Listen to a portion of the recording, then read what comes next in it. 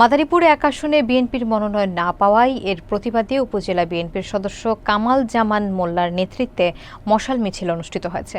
প্রতিবাদ সমাবেশে তিনি কিছু কুচক্রী মহলের ষড়যন্ত্রের কারণে তার মনোনয়ন স্থগিত করা হয়েছিল বলে অভিযোগ করে অবিলম্বে বর্তমান মনোনয়ন প্রত্যাহার করে তার মনোনয়ন পুনর্বহালের দাবি জানান। এস.এম. আজহার হোসেনের প্রতিবেদনে থাকছে বিস্তারিত।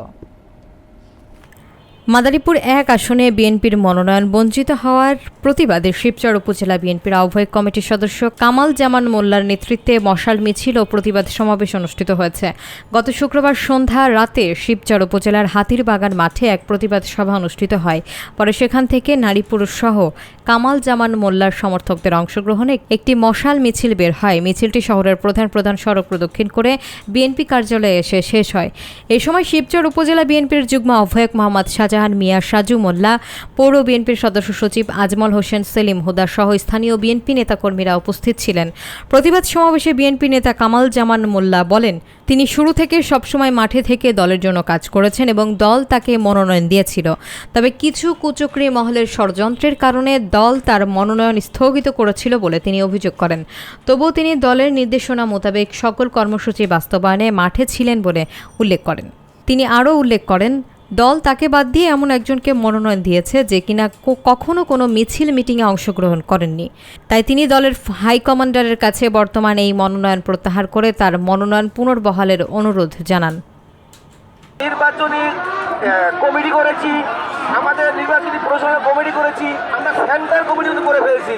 দল আমাকে নমিনেশন দিয়েছে যাচাই বাছাই করে। কিছু যুগ্ম মহলের গান শুনে আমার সম্বন্ধে হঠাৎ করে আমার নমিনেশন স্থগিত করে এবং আমরা প্রোগ্রাম চালিয়ে গেছি, কাজ করতেছি, নির্বাচনের কাজ আমাদের স্বয়ং সম্পূর্ণ। হঠাৎ করে এমন একজনকে নমিনেশন গতকালকে নাম ঘোষণা করেছে যাকে শিবচরবাসী চিনে না, জনশূন্য, যার কোনো ভোট নাই, সে কোনোদিন রাস্তায় একটি পোস্টার লাগায়নি, সে কোনোদিন একটা মিছিল করেনি, একটা নির্বাচনী পরিচালনা করেনি, একটা জনসভা করেনি, তাকে দল কিসের উপরে ভিত্তি করে নমিনেশন দিল?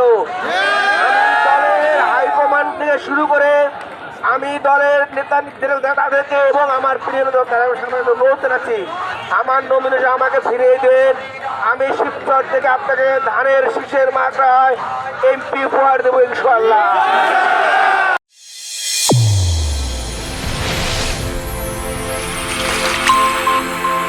চ্যানেল A1 হৃদয়ের স্পন্দন।